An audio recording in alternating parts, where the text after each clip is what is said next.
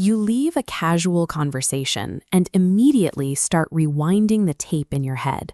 You pick apart your own tone, you audit your posture, and you slap clinical labels like anxious attachment or avoidant tendencies onto perfectly standard human interactions. Society actively encourages this. We are told that relentlessly dissecting our own triggers and auditing our behavior is a superpower, the highest marker of an evolved and awakened mind. But this hyper-awareness is a psychological parasite. Dissecting every move is a highly sophisticated form of self-destruction, completely camouflaged as intellectual superiority. By chasing this relentless self-evolution, you have managed to paralyze yourself. You have turned your own mind into a circular prison, and worse, you have assigned yourself the roles of both the inmate and the warden. This blueprint shows Jeremy Bentham's panopticon, a circular prison with a central watchtower surrounded by exposed cells. The genius was a psychological trick. Prisoners couldn't see if a guard was watching, so under constant threat, the inmates internalized the surveillance and policed themselves. You have built this exact architectural trap inside your own head. You no longer simply experience a conversation or a moment. You hover directly above it in the watchtower, calculating how your natural reactions are being received in real time. You have replaced fluid human instinct with a stuttering mechanical audit. Constantly checking your own behavior against an imaginary set of expectations drains your cognitive battery to zero before you even step out of bed. Psychologists divide human cognition into two distinct operational speeds. System 1 governs your fast, automatic, intuitive actions. System 2 is the slow, deliberate, analytical observer. The over-examined mind traps itself in System 2. You are forcing your brain to exercise manual, conscious control over social functions and instincts that were specifically evolved to be automatic. Think about the act of breathing. It works perfectly on its own, but the very second you focus your conscious attention on it, the natural rhythm breaks. It instantly becomes a forced, uncomfortable, manual process. You have done this to your entire personality. You spend so much energy editing yourself in real time to avoid looking foolish that you are never actually present in the room.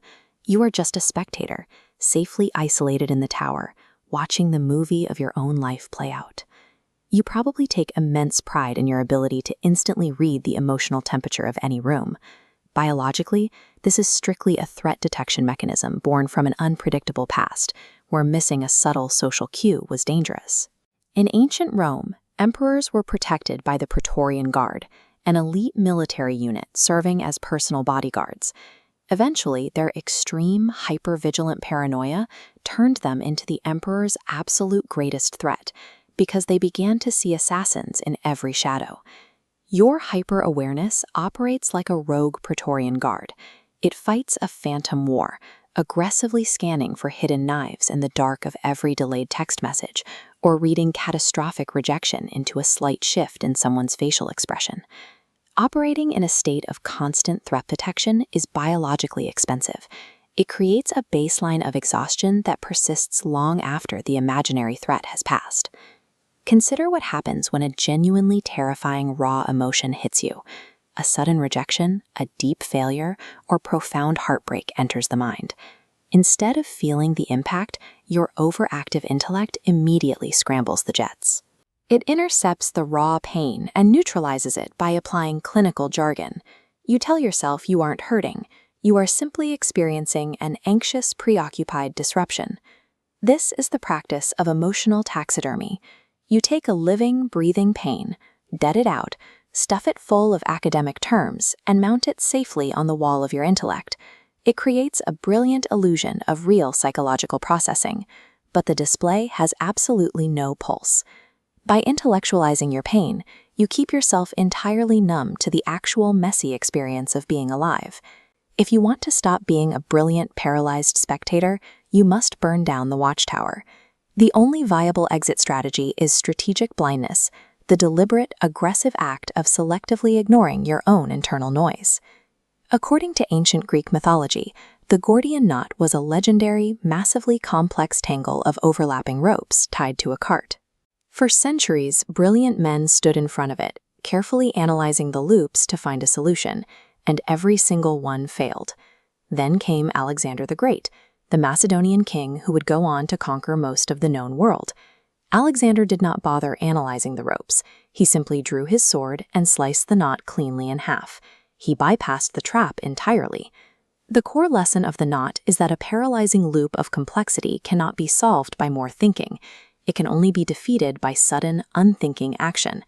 You must stop asking the paralyzing question, "What does this say about me?" Replace it entirely with a cold utilitarian metric.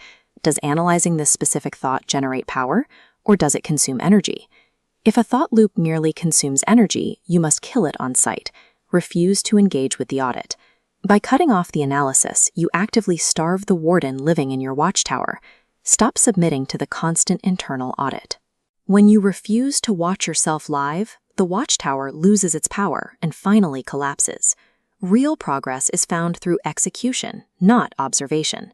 Strategic blindness shuts down the internal noise, allowing you to focus on the world outside your head instead of the ghosts inside it.